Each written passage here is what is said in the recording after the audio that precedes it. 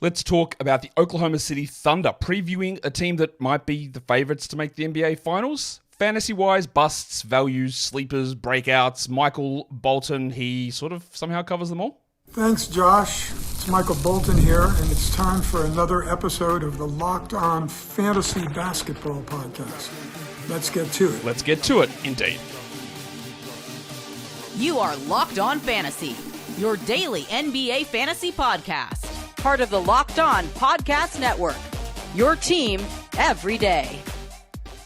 Hello and welcome to the Locked On Fantasy Basketball Podcast, brought to you by Basketball Monster. My name is Josh Lloyd, and that's an awfully big mustache. I'm also the lead fantasy analyst at basketballmonster.com, and you can find me on Twitter as always, at redrock_bball, on TikTok at redrock_bball, and on Instagram at LockedOnFantasyBasketball. Today's episode is brought to you by FanDuel. You can start the season with a big return on FanDuel. Place your first $5 bet, and you'll get started with a $200 in bonus bets guaranteed. Go to FanDuel.com to get started. Thank you also for making Locked On Fantasy Basketball your first listen every day. We are free and we are available on all platforms, so give it a thumb up and a double bang and leave your comments down below. Lots of stuff coming in the next few weeks. Invites are still rolling out for Locked On Fantasy Basketball Bowl. I will just give you that today's reminder that you can still get into that, although I'm not certain we're going to go much bigger on Roto. Still put it in, but I'm not certain on that one. We are basically at like 190 teams at the moment in the Roto one. We are probably going to hit I'm going to say we're going to hit past the 360 for points and probably past 720 in categories. Still undecided though. I'm going to try and get as many people in as possible into the Locked On Fantasy Basketball Bowl. But once you receive an invite, like if it hangs out there for 4 or 5 days and you don't accept it, I will just have to get somebody else in there so we can finalize everything. So make sure you are checking your emails. I am sending out probably, I'd say 50 to 100 per day across the different formats. It just takes a lot of manual work to get that out. But just make sure you're checking your inbox, because if it sits there 3 or 4 days, you'll probably get a reminder, and then you'll have to just get taken out as I get somebody else in there. I can't individually finagle every single person to make sure they get in and sign up. You get one invite, you get a reminder, and then someone else will have to jump in there. Unfortunately for you, if you do miss out on that. All right, so we are here to talk about the Oklahoma City Thunder for the upcoming NBA season. Like I said, a team that many think, suspect, guess, project could win the NBA title, could make the NBA Finals. They were the number 1 seed last season. They almost undoubtedly got better in the offseason. So let's talk about what that means for us from a fantasy perspective. We are like 2 seasons away from people talking about how much they didn't want to. They can't draft the Thunder. They're going to tank everything. Shai's always going to miss every game in the fantasy playoffs. And again, it's one of those real strong reminders of just because something happened the year before does not mean that that is what happens from here until eternity. Context around every situation is very important, because again, like you got that Shai Gilgeous-Alexander league winner type move 2 years ago when people just thought Thunder were going to tank everything and that it was a guarantee that they were shameless, and which again was not true. But that was the narrative that was out there. And now we are in this different situation where I hear it bandied about, man, Shai, great pick at the top. He's never hurt. He's so reliable. Like, and sometimes I go, we're hearing the same conversations 2 years ago, because obviously not. Let's look at the starting 5 projected for the Thunder. And honestly, they've got a starting 6. I think that most nights they will go with the one that I've got up on the screen, which is Shai Gilgeous-Alexander, Alex Caruso, Lu Dort, the Bronco Jalen Williams, and Chet Holmgren. But of course, the $89 million man Isaiah Hartenstein is a chance to start. They made their money, they built their brand last season, the Thunder, on being a team that everybody can handle, everybody can shoot, everybody can space, playing small ball stuff with all guards and forwards, basically no true big men apart from the generational, that's a strong word, but one of the best rim protectors in the game in Chet Holmgren. But now they've got another center to bring some strength and some rebounding, which was one of their deficiencies. So do they start him? Or do they start Caruso? Or do they start Caruso and Hartenstein and bench Dort? I think they're your options. It's Caruso starts with Dort, Hartenstein starts with Dort, or Caruso starts with Hartenstein. I don't see any other way around that. I think they're the two ways that this could go very easily. Let's take a look at some guys who I think and this is weird for this team considering how good they are. Although, again, they're this good, but still didn't get fully the respect across the NBA in terms of if you want to view respect as a Christmas Day game, because they didn't. But they're undervalued in fantasy circles, I think. And there is a level of uncertainty with some of this stuff for the Thunder that leads to some undervaluing, I think.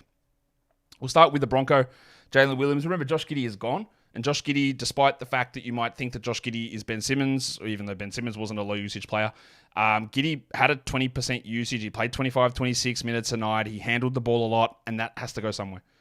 And Jalen Williams is probably going to have to do, A, more ball handling, and B, take on more usage. Williams has an ADP of 50 on ESPN, and a rank on ESPN for category leagues of 49. To me, that is real no-brainer stuff in terms of drafting him. I don't think that there's a chance. Let's put it this way. There are some who might go, Jalen might actually push top 15. I don't think so. Could he get top 20? Maybe. Could he get top 30? Like, almost definitely. I feel strongly about that. Now, the problem, I think, with Jalen, I'm not going to sit here and toot his horn the whole way through. I don't know if I'm up and down on Williams, but in his draft year, I was relatively high on him. I was very much one of the first people that suggested to grab him in fantasy his first season. And then I think, as often happens, that the hype went way too much the other way, where he was hitting 44% of his threes, and he was generating 3 steals a game, and people talking about this unbelievable guy that's going to like change the world and be it all, and be like, maybe let's settle back on that a little bit. And now I think, again, we haven't adjusted enough in terms of these rankings as to where Williams can go. Now, for a guy that has had really good shooting numbers across 2 seasons, I want him to do more of that. I want him to take more threes because he doesn't really take any, and that's something that's going to have to change. But Williams is only 23 now. He only played 31 minutes a night with 24 usage. So right there, like, we can look at that and go, 31 minutes can easily be 33. 24 usage can easily be 26. 4.5 assists can easily be 5.3, 5.4. And he had a down year in steals, only 1.1. And that was largely due to a really bad start to the year. But as we know, steals vary all the time. And this is an absolute, great example of that. I think Williams is an absolute third-round lock for this season in terms of where he should be considered to be drafted. For category leagues, for points leagues, I think it's probably similar. And his ESPN ADP, or ESPN points league rank, ADP at 50 for points leagues is too low as well. I do expect some big steps forward. The steals, we can sort of never know where they go. But can he crack 20 points a game? We need him to hit 2 threes plus a game, and 5.5 assists are all distinctly possible. Now, I guess if he does play more at the 3 versus the 4, the small rebounds might actually fall a little bit. The field goal percentage might fall a little bit. The 0.6 blocks might become 0.4. And they're incremental changes that don't matter that much. But they are things that can all happen, I think, that we can't just fully discount. Another undervalued player on this team is the man that they signed in free agency. One of the biggest, probably the biggest Oklahoma City Thunder free agency signing ever. Ajay Hartenstein. I think he's tremendously undervalued. Now, there are risks associated with drafting Hartenstein this season. What if he is strictly just backing up Chet Holmgren? It would seem insane to me to pay somebody $30 million a year to have them play 18 minutes a night. That would be literally insane, I would say. But I guess it's possible. Hartenstein's ADP sits at 84 on Yahoo. His rank is 86, and for category leagues, I think that is tremendous value. ESPN, of course, a joke as usual. ADP of 116 and a category rank of 94. You could possibly, from that ADP of 116 on ESPN, you could squeeze 50 spots of value potentially. And then for points leagues, he's not as good in points leagues as he is in category leagues, but an ESPN points league rank of 93 is just too low. I guess the question is going to be what we think Hartenstein's going to do. He played 25 minutes a night last season and ended the year as a must-roster player. He's 26, he's 740 average, 8 and 8 with 2.5 assists, 1.2 steals, 1.1 blocks. The free throws are fine, but they're not awesome, and he's unbelievably efficient. I don't know that he's playing more than 25 minutes a night this season. In fact, I'd probably put it around that mark. Maybe he goes lower. But there are 2 things I look at. Playing under Tom Thibodeau, when you are a center, you do not get to do anything. And we finally got to see a little bit of Hartenstein stuff towards the end of the season, but still, 12 usage is ridiculous. This man ran at 17, 18 usage when he played for the Clippers. He's a guy that can pass a lot, and this team lost their best passer. Giddey is gone. You can criticize Giddey for other parts of his game, but he was their best passer without any question at all. So that 2.5 assists in 25 minutes that Hartenstein got, almost 100% goes up. The 12 usage, I'm not saying he's a 25 usage, but 17 usage, 15 usage, 16 usage, sure. So even if his minutes stay at 25, I think he's going to do better than he did last season. And to me, that's a guy that would knock on the door of the top 60. Not saying you don't want to draft him there necessarily. In the points league, he's probably more like 80, 90. But I do think at the moment we are just tremendously undervaluing by, again, it's just one of those ones. But he only averaged 8 and 8, Josh, and played 25 minutes, and he's going to come off the bench behind Chet this season. Whereas there's context of a potential big assist rate rise, a potential big usage rise, and the fact that maybe he does play 26, 27 minutes a night. That's possible too. So I'm all in on Hartenstein at those particular numbers where he's getting drafted at the moment, which just don't seem correct. We've got more undervalued guys to get to. But first today's episode is brought to you by FanDuel Sportsbook. Well, the NFL season is rocking and rolling as the Dolphins lose another quarterback to injury today. But you can start the season with a big return on FanDuel, America's #1 sportsbook. In the middle of the game, you might get a hunch. You go onto the FanDuel app, you can check out the latest stats, you can view live play-by-play, and you can get so much more on that same page where you place your bets. So if you're looking at the Dolphins and go, Skylar Thompson's hurt, well, there's no way. We are absolutely cooked. Again, as I don't know the score of that game, maybe we did pull out a miracle. Who knows? But you can go check all that stuff out, and now, as a new customer, you can get $200 in bonus bets guaranteed when you go onto FanDuel and place your first $5 bet. So go to FanDuel.com, and don't forget to gamble responsibly. Okay, let's rediscover some of those undervalued players. This was when you got through two of them. The two big ones, two of the, I think, the biggest undervalued guys on the entire draft board at the moment are Jalen Williams and Isaiah Hartenstein. They both play for this team. I also think that in certain situations, Alex Caruso might be being a little bit undervalued as well. Another new arrival. Now, probably less, excited's not the right word, but I'm less bullish on Caruso compared to what the other two are. But he is going to be the victim on Yahoo of, well, not victim, the victim/beneficiary of the hybrid ranking. Whereas he might have 50, 60 spots difference between his category rank and his points league rank. And they try to split the middle, and it leads to overvaluing and undervaluing. Caruso's ADP is 104 with a rank of 100 on Yahoo, and his ADP on ESPN is 132, which is very clearly insane. Remember, a ESPN default league has 130 players rostered, suggesting Caruso, on average, is undrafted. Crazy. Now, Caruso is a guy, obviously, he's not going to be a volume scorer. He gets some assists. He shot the 3-ball well last season, but I'm not fully convinced he's that good of a shooter. But he's a steals guy. He's an unbelievable blocks guy as a guard. That's the stuff that he brings. So there is variance in that stuff as well. I'm not saying that Caruso's ever going to be bad at getting steals, but 2 steals to 1.4 is a difference, and there is risk in that. But looking at him at 104 and 100 as the rank on Yahoo, I think he's better than that. I think that they are trading away Giddey and getting Caruso back suggests they're going to play him quite a bit. They will have some caution with injuries with Alex, without doubt, but he is very clearly a strong option. Caruso, though, is 31. He's 6'5". He played 29 minutes with 15 usage. So the usage part, you don't worry about. You don't worry about him going to, well, he's going to a better team. He's never going to touch it because he didn't really at all before. 1.7 steals and 1 block is what he brought. Now, that is the worry, I guess, is 1.7 steals could be 1.3 really easily. It could also be 2, but it could be 1.3. He shot 47 from the field and 76 from the line, 3.5 assists, 4 rebounds. He's not super exciting, but the threes are nice. The steals are good. The out-of-position blocks are good. The assists are fine. The percentages are good. If you're talking ESPN points leagues, I also think, despite Caruso not being a good points league guy in my mind, but he's ranked at 158. Again, that's in a 12-team league, he's undraftable. And I'm not sure I agree with that either. I think you do want to draft him in a 12-team points league. I'm not anywhere near as bullish on him, and he might pop up in the overvalued players section. But 158 is too low.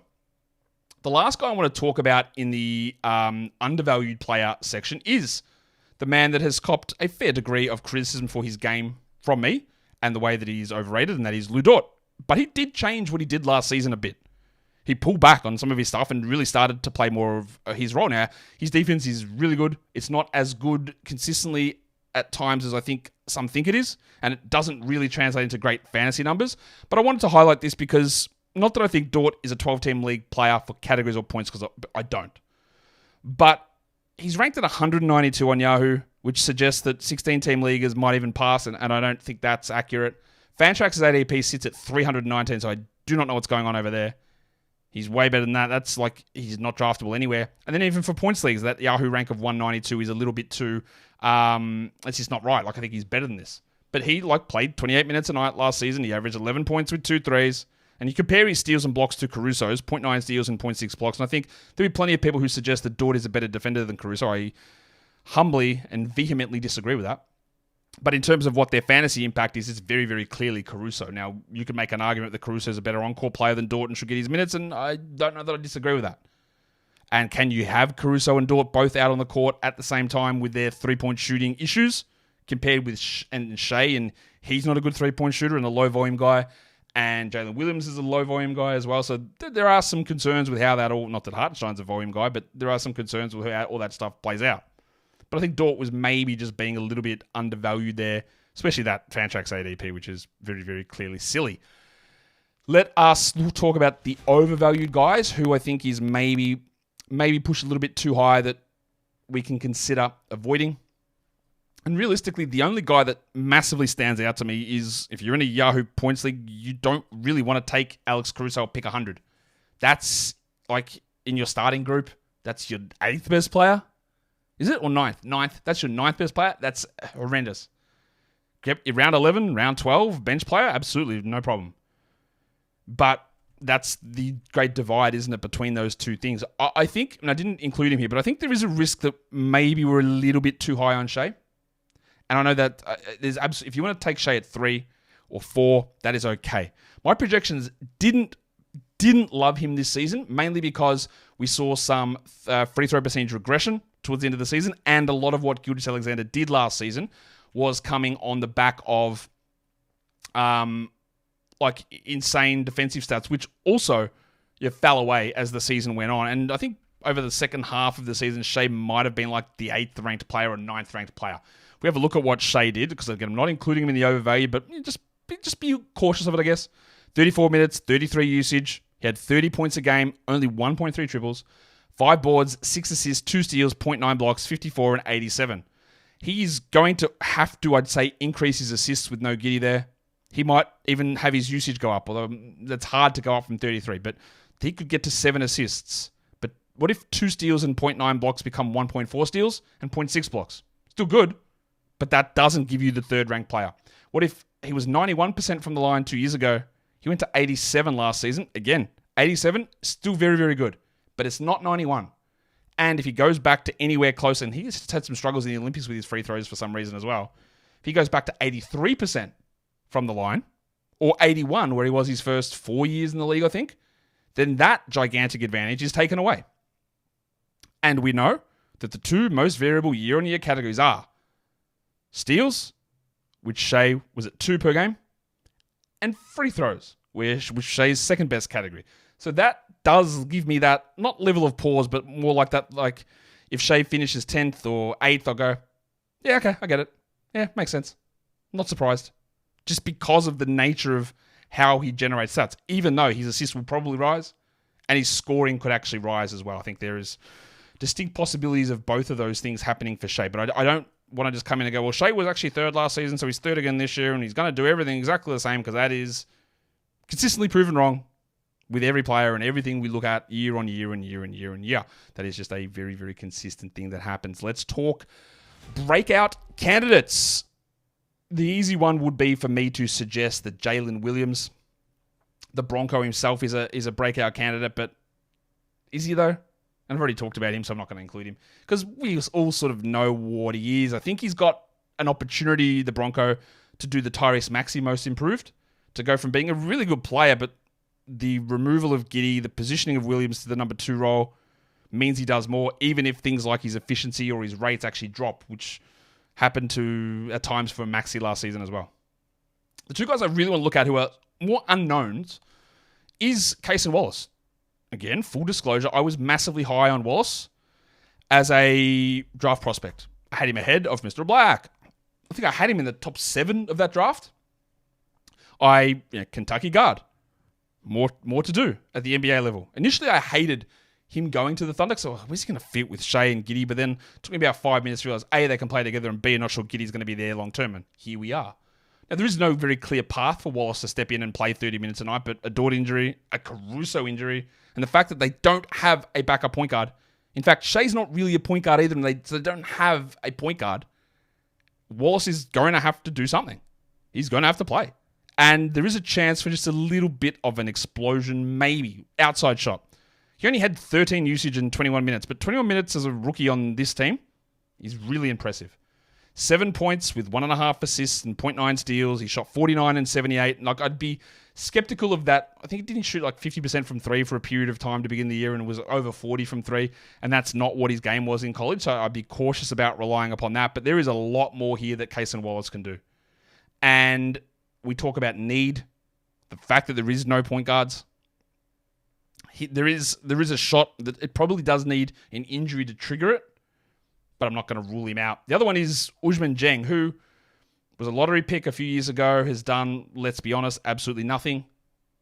But when we talk about someone who's heading into year 3, who is young, sort of ticks all those boxes for potential to do more. Dieng is it. He's only 21 still. He only played 11 minutes a night with 17 usage, 4 points, 1.5 assists, 1.5 rebounds, 1 assist. Putrid defensive numbers, bad shooting, although from the line he was good. But he worked as like a point guard in the G League. The shooting is still iffy. The steal numbers can be up and down. Is there a clear role for him? Not really. He's more of a 4, but they've been playing sort of Jalen Williams as a 4. He's not really a 4, and then had to get Hartenstein and Holmgren onto the court. But there is a chance here, especially with Kenrich Williams out to begin the season, that Dieng can slide in maybe and get some regular rotation minutes. I have very little confidence in this happening. In fact, I just think it won't happen. But he's in that like prime area for that to come true for Dieng. So just a name to keep an eye on. What are the risks? And I think there are significant rotational risks on this team, and we'll just quickly go through these. What if Isaiah Hartenstein only plays as a backup? What if? That's possible. It seems crazy, but it is possible that he is just a backup to Chet Holmgren. And Chet only played 29 minutes a night last season. What if Chet gets to 33? So Hartenstein plays 15 a night? Bumps up if Holmgren misses? That's not good. Like, what if they go with Caruso over Dort in the starting lineup? What if they have Dort over Caruso? What if those two can't play together? That impacts what we think of Caruso. And there is the risk of shooting. Like I said, like you can look at Jalen Williams' percentage and go, that's pretty good. Chet shot the ball well from 3, but that tailed off as the season went on. But the only volume guys and reliable shooter is Isaiah Joe coming off the bench. Like Aaron Wiggins shot the ball unbelievably, but not a volume guy either. But that starting group of Caruso, Dort, Shai, Williams, Holmgren, Hartenstein, that 6-man group, like, who's a good shooter? It is Jalen Williams, but was he like under 4 attempts per game? Does that lead to problems? I don't think so. I still think they're going to be awesome. But they're not a team without like a question mark there. And they survived fine having Giddey play last season. He's not a shooter either. But it is like, let's see where they go with that. Let's see how they work all this stuff in. Today's episode is also brought to you by eBay Motors. It's passion, it's drive, it's patience, it's power, it's performance. It's changing the hierarchy of power in the auto parts game. It's also the formula for winning championships and helps you keep your ride or die alive. eBay Motors has everything that you need to maintain your vehicle and level it up to peak performance. Superchargers, roof racks, bumpers, I guess. Is that a performance feature? I'm not sure. So many different parts that you can get. In fact, there's over 122 million parts available for your car on eBay Motors. Whatever car you've got, whatever model you got, you go in, you put it in there, you find the part, and it matches it up. That's what the guaranteed fit is. Because with that guaranteed fit, you know that the parts are going to fit your car. Because if they don't, well, you just get your money back. That's where the guarantee comes in. So keep your ride or die alive at ebaymotors.com. Eligible items only. Exclusions apply. And eBay guaranteed fit is only available to US customers. I think it might be time for us to go under the lens. And I haven't even said that we're putting Chet Holmgren under the lens. It's time for us to get into looking at Chet, who was, again, one of the awesome illustrations of the idea of what just happened is the only thing. Because when we would do rankings and talk about Chet Holmgren last season, I do dynasty rankings, but you can't possibly have him high. He's never going to play. Missed his entire rookie season. He'll always be hurt. Now he comes in, plays 82 games in his first season, and now the idea is, drafting Chet's actually a really safe idea. The answer is in the middle. It's not either way. Not that he's never going to play, because he just did, and not that he's never going to miss, because that's not going to happen. The reality is somewhere in the middle. And the reality also with Chet is, like, I think he's also not a victim, that's the wrong word, but one of those guys that you will see people take at pick 12 or pick 13 in drafts because of the way that a straight 9-cat ranking completely and ridiculously overvalues what he brings. Got this sheet up on the screen here, which, look, Chet Holmgren is one of the best rim protectors I have ever seen, just in terms of his nous and ability to get into position and block shots. Unbelievable. The shooting was great. It was also way better than it was in college, so we'll watch it and we'll talk about that in a sec. His usage was low, his minutes were low, but he was awesome, and he would have won Rookie of the Year in almost any other season. Look at those big green lines on the defensive side here. Rim defense, rim frequency, block percentage, all super high. Defensive numbers, really good. His deflections and steals, nowhere near as good. He's an okay passer without being good. He's not a high load or creation player. We knew that. He doesn't take many threes. His shooting is mid-pack. His free throw rate is pretty good. His true shooting was really high. Like, he's an unbelievably good player. What I would look at is that radar chart there on the right-hand side that shows the play types. And there are two things that he did, really. Roll man, spot up. That's it. Can he do more? Let's look at some of the numbers that Chet actually put up last season. He's 21 now. He's going to turn 22 soon. He played only 29 minutes with 22 usage. He averaged 17 and 8. 1.63 is really strong number. 53 and 79, awesome. He was like a 71 free throw shooter at Gonzaga. 2.3 blocks and 2.4 assists. Like, these are ridiculously good numbers in 29 minutes. Ridiculously good. The worry, I guess, that I have somewhat with him is that we saw it with Karl Anthony Towns, is when you move to power forward, often your block numbers, your rebound numbers, and your field goal percentage drop. Now, on the flip side of that, Jaren Jackson, who I'm going to compare him to a little bit later on, when he plays at power forward, his block numbers go up, but that's a different scheme thing. So I think there is a real possibility that Chet plays more than 29 minutes this season, plays 33, but there's a chance that his rebound rate goes down, meaning that those 7.9 rebounds, even if he plays 4 extra minutes, might remain similar. There's a chance that his 2.3 blocks, even if he plays more minutes, might remain similar. The 53 might become 51 from the field, and he has to take more threes. Possible as well. What if the free throws regress to Gonzaga levels? Possible too. Could he be a 19-point per game guy just off spot ups and roll opportunities? Maybe. But also, like, they just didn't get him to do much. And that's okay, because he was a second-year player, honestly, just working as a rookie. But it's not like a guarantee. He's not like this guy where you go, well, there's huge offensive usage definitely coming. I think he's going to do more. I think the 22 usage will increase, but 22 is relatively high. And the minutes, I think, are going to improve. Let's take a look at some other things here. I've included 2 things regarding his three-point shooting, just to show you the difference sort of where Darko looks versus the actual numbers. The bottom graph is from dunks and threes, and that's Chet's three-point percentage with rolling averages graphed. So started out really high, a dip in there, some highs and lows, but at the end of the season, it did really trail off, and for the last 2 months of the season, 3 months of the season, including playoffs, he was below league average as a three-point shooter. Worth monitoring. The top graph is Darko's field goal, three-point percentage projection / metric, which, as you can see, his projected field goal, the three-point percentage was 0 because he was a rookie, and that's how they get some data in before they make those progressions or projections. And it jumped up, and it sits around 35, 36 consistently. But that's not what he was actually shooting, because his shooting did drop, but it's based on volume and attempts and difficulties and free throw percentage and all that sort of stuff. So there's a level, Darko has a level of forward projecting confidence that Chet can be a 36% shooter. Now, do you want to believe that he is?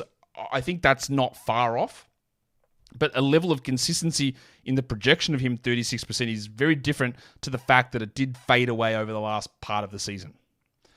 In this graph on the left-hand side, the headshot plot, we've got 4 players. Chet Holmgren, Victor Wembanyama, Jaren Jackson, and Miles Turner. Three-point shooting, shot blocking big men. The x-axis is isolation effective field goal percentage. So when you are asked to do more than being a spot-up guy or a roll man, what can you do? And how effective are you? And then using Basketball Index's rim protection metric, which is not just blocks, it's deterrence, changing field goal percentage, all that sort of stuff. It's no surprise to see Victor Wembanyama at the top of rim protection. It's interesting to see where Chet is on the rim protection scale, where Victor's, say, about 4 and Chet's at like 3.7, compared to Jaren Jackson from last season at 2.2 and Miles Turner at like 1.6. So Chet is awesome at protecting the rim. And I think the blocks will be relatively strong. The other thing that's really interesting, if Theodore was talking down a little bit on Chet's offensive ability, here's the counterpoint, is that in isolation, he was running, and he didn't do many of them, obviously, but 56% effective field goal percentage compared to Victor at 29 and Jaren at like 46 and Miles Turner at 40. His volume was very low, and it's lower than Victor's and lower than Jaren's for sure in those isolations. But pairing that elite rim protection, which it is, with maybe an ability to do a little bit more isolation-wise, is intriguing to see where it goes. If we look at some of the fantasy similarities, well, it's those names that I just mentioned there. Miles Turner is the number one similarity. Kristaps Porzingis, Alex Sarr, which is interesting because one of the shape projections I had for Sarr coming out of the NBL was Holmgren. And now we're seeing Holmgren's stats compared to Sarr, which is, again, intriguing. And then Jaren Jackson. You shoot some threes. You're not an awesome rebounder. Again, Turner, Porzingis have had that criticism. So Sarr, so is Jaren. You block shots. You're not a big passer. You're not a big steals guy. It's all the same. Holmgren is the better shot blocker. He's a worse offensive guy than like Porzingis. But the shape there, I think, makes a lot of sense. I would not be investing in Chet at pick 10 or 12 or 14 or 16. I don't believe that is a good use of a selection there. To me, he is a very end second round player, I would say, maybe even third round guy. Of course, his category rank at the moment on ESPN, Chet is 46, which is blatantly insane. We know that. And in Yahoo points leagues, I'd probably be more looking at him around that 33-ish. Well, that's very specific around that. Yeah, that area for points leagues, and ESPN about that same third round guy. So just be really cautious about where the ADPs and that push you. So I have skepticism is not the right word. It's just some areas of doubt that I just want to be aware of, or want all of us to be aware of. I think. Let's talk. Oh, that's the wrong button, Josh. Come on, man. You're better than that. Maybe you're not. What I did want to talk about was now injury concerns, guys that are either currently injured, coming off injury, or just things we need to pay some attention to. Alex Caruso is always going to be somewhat of a worry with the way that he plays and persistent, recurrent ankle problems. That's why at times at his age and given his history, maybe they keep the minutes down. So there is a level of, I guess, some concern. Isaiah Hartenstein has battled Achilles soreness for the last 2 years. We hope that doesn't lead to anything more serious. But we saw that when it got to be a lot, that it did really impact his playing time and his game in New York. So that's a concern. Kenrich Williams is having knee surgery. He'll be out to begin the season. He may have been getting backup minutes, but maybe not because Pig Williams and Hartenstein were there. So I don't know that it impacts much at all. And the other one is lottery pick Nikola Topic, who has a torn ACL and he won't play this season. He's a guy where I did like him. I soured a little bit on him. The injury reporting was a little sus. Some of the wingspan measurement stuff was sus, but he's a good passer. Not sure about his shooting. I think he's going to be pretty good, but how to place him in Dynasty is really tough at the moment. In fact, you wouldn't touch him inside the top 100 in a Dynasty if you were looking to win this year, because that's a waste, because he's not going to play, and I'm not sure that his upside is super, super high long term. But there's a huge chance that he slides in lots of different Dynasty formats because the fact that he's not going to play this season. Let's take a look at the schedule for the Thunder for this season. Pretty good stuff, like 49 quality games. That's middle of the pack number. That's fine. They've got 16 back-to-backs. That's the most, but nothing really worries us too much there with back-to-backs in this squad. They've got 15 maximum game weeks. That's on the high side, so that's, again, good. And their playoffs are pretty strong. If you finish on my suggested date, March 23rd, and I will, again, stress this. Someone commented on one of my videos today saying, man, like you talked about like week 20 and week 21, like we need to, I know the NBA stressed this, we need to not use week numbers. We cannot use week numbers for this very specific reason. Now, there are 2 default periods in Yahoo where weeks are merged. There's one around the in-season tournament, which I think they have made a gigantic mistake on. They have merged the wrong weeks. They have not merged the week that includes, that would put them to make it so it's a 4-game, 2-week period. They've made it so it's like a 6-game, 2-week period. I do not know why they merged that week. I think it's like 7 or 8. And then there's the 2 weeks around the All-Star break. So when we hit the 10th week in real life, that becomes the 9th week in fantasy. And we hit the, I think it's 16th week, or who cares, the 16th week around the All-Star break, and then we've got 2 combined. Then our real life week versus fantasy week is 2 different.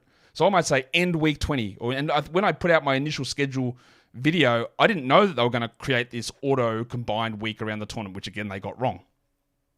So I said, I think end week 21, but now that's a fantasy week 20 and real life week 22. So scrap week numbers. Forget them. March 23rd is when we finish our playoffs, and the schedule for that would be 4-4-3. If you finish March 30th, we're going 4-3-3. 4-3-3, yep. If you finish Yahoo default, 3-3-4, and ESPN default is 3-3-4-4. So a mid sort of fantasy playoff schedule for the Thunder.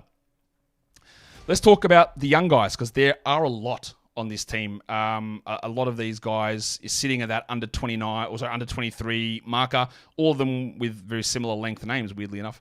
Talked about Chet Holmgren already. I think for Dynasty Leagues, maybe he's top 10. I've got him currently top 15, but part of that is the way that I interpret rankings from a head-to-head category perspective. And for points, he's a little bit further down. And I just think, again, getting that big usage bump to push into that area might be harder. So I've got him top 15. I've got Cason Wallace at top 125. I've got Pig Williams, Vietnamese legend, tall Jalen Williams, at top 250, who's had some moments. He's improved his shooting. He's a terrible shot blocker as a center. He's a great charge drawer, but I don't think he's ever going to be able to establish a big role. He's top 250. I've got Dieng as top 225. And then there's the rookies from this season, 2 of the draft picks, and one of the guys, their second, not Tobic, because I'm finding it hard to get a full ability to put him into baseball when he's not playing this season. That is a drawback at the moment with figuring that stuff out. I'm talking about the guy they traded back in to get in the draft, and that is Dillon Jones. And what we need to be careful of here is I did not like Dillon Jones as an NBA prospect. I'll put his numbers up for you on the screen. Jones played at Weber State. He played 37 minutes a night with 30 usage, averaging 21, 10, and 5. And you go, they're unbelievable numbers, Josh, and they're great. 2 steals a game, shot 49 and 86. This is all unbelievable stuff that should translate excellently to fantasy, and I agree. But the level of competition was bad. Whenever he played at the Combine, he looked slow and unathletic. And when I saw him play in Summer League, he looked the same. I just don't think it's ever going to fully translate. In fact, I think maybe he turns into a Kenrich Williams. Maybe that sort of a player. I don't know. You have to be also careful that someone will say that it is almost undoubted to me that Sam Hinkie, maybe you could argue Brad Stevens, but Sam Hinkie is the best. Sam Presti. I'm getting my Sams mixed up. Sorry. Sam Presti is the best GM in the NBA. You might argue that. All right? So we've got to trust him. That's cool and all, but look at some of the mistakes they've made. Poku over Şengün. Drafting Ousmane Dieng. Jalen Williams, great pick. Loved it. But not all of them hit. Right? He's not infallible. Some of them have been bad picks, and they have not worked out. And that's okay. That's what GMs do. But rather than just saying, well, if Presti traded for him, he must be good, you're going to go wrong by doing that, because nobody has. And Presti traded for Gordon Hayward. Didn't really do too well with that, did he? He is awesome, and he's better than basically everybody. But not every move works out. And this was the old idea back in the days. Well, at the Spurs, of course, if the Spurs draft someone, they're going to be good. And now we've moved away from that. Going, look at what's Malachi Branham and Blake Wesley doing. How's Keldon Johnson going? That idea takes a little bit of time to break. Not saying they can't be good. Not saying they don't have a track record. But it's not. We never like to use blanket statements like that, because that does lead you into trouble. The other one there is as a rookie, early second round pick is Ajay Mitchell. A guy that, as I lose my voice, like Dillon Jones, when you look at his stats coming out of college, they look great. AJ is only 6'3", but he averaged 20 points with 4 rebounds and 4 assists and 1.2 steals and shot 50 and 86. He had 32 minutes and 31 usage for a small school, though. He's probably a little bit undersized to play the 2. I don't really trust the shooting. Athletically, he's not awesome, but he's very smart. He gets the rim well. And they do need a point guard. Like I said, there's no real point guards on this team. So maybe he can work into something. But he's on a 2-way contract. And his dynasty projection stuff wasn't awesome. It was top 300. Jones was top 275. I just don't like those guys, particularly long-term, to develop into much, much more than what we're seeing at the moment. In terms of looking at a risk-reward player using variance not based on minutes, using in-season variance and year-to-year variance, where do we look at the guys that have a level of risk? And the name that came up with decent enough size level of risk was Jalen Williams. I'm not super worried about it, honestly, but he had a category league rank variance of 54 spots and a fantasy points fantasy points variance difference of about 7 fantasy points per game based on the numbers that he puts up. Like his best case put him almost top 15, about 17th. His worst case, outside top 70. His fantasy points, like 6.9 difference. And you can tell it's like steals. Like 1.1 is not that high from last season, but if I project him at 1.4 and he goes back and has 1, well, then he's not going to return top 30 value. If he doesn't hit that volume of threes and change, it doesn't improve that, or doesn't get a usage bump, or the assists, which are relatively consistent, stay lower, then he's not going to hit where he is. Still really like him, and I think he's clearly undervalued, but he did come out as having a level of risk there, level of variance, I guess. We want to talk about guys who are over the hill on this squad, the players who are over the age of 29, which is when regression usually begins. There's 2 players. One of them is Kenrich Williams, who's not going to be here for most of he's not going to be available start of the season, and I'm not sure he's in the rotation. The other one is Alex Caruso, who we have spoken about already in terms of maybe being undervalued, maybe not being undervalued, the role and the uncertainty and all that sort of stuff. There's a couple of guys I still want to talk about because they are going to be parts of the rotation. We'll just do a quick little chat on these guys now. One of them is Isaiah Joe, the by far best shooter on this team. Joe played 19 minutes a night, 17 usage last season, got that 4-year extension. He hit 2 threes a game with 8 points, 46 and 87. And we can say, well, they need 3-point shooters, and someone will say they've got Joe. That's true. But does Joe play more than 19 minutes a night, especially with Caruso arriving? Unlikely. Joe was a guy that they would start at times last season, second half of games, when they would bench Giddey. And this season, I don't think they would do that. I think that they would either start a Hartenstein or a Caruso or a Dort, whoever's coming off the bench. If they're your top 6. I don't think Joe, obviously Giddey's not there, but Joe's not going to have that ability to do that. So while we like what Joe brings and he's a great 3-point streamer, and if someone's out and he starts, we get interested in using him. The path for a regular enough role like that, it's hard to see how that improves. And the same goes with Aaron Wiggins, who put up ridiculously good numbers. Not only did Aaron Wiggins save basketball, but he shot the ball unbelievably. 56% overall. And I think he was he close to 50% on 3? He was close to that. He got the extension too. He plays a lot of the 4, and he's like Jalen Williams. He's only 6'5". He averaged 7 points with an assist and 0.7 steals, but part of the appeal of Wiggins and what he was doing was unbelievably insane shooting numbers. Unbelievably insane impact plays that don't necessarily register for fantasy. And even if Wiggins was to be a starter due to multiple injuries, I'm not sure we'd even be considering him in 10 or 12 or even 14 team leagues. Maybe, but the numbers aren't super strong. He's just an awesome rotation piece.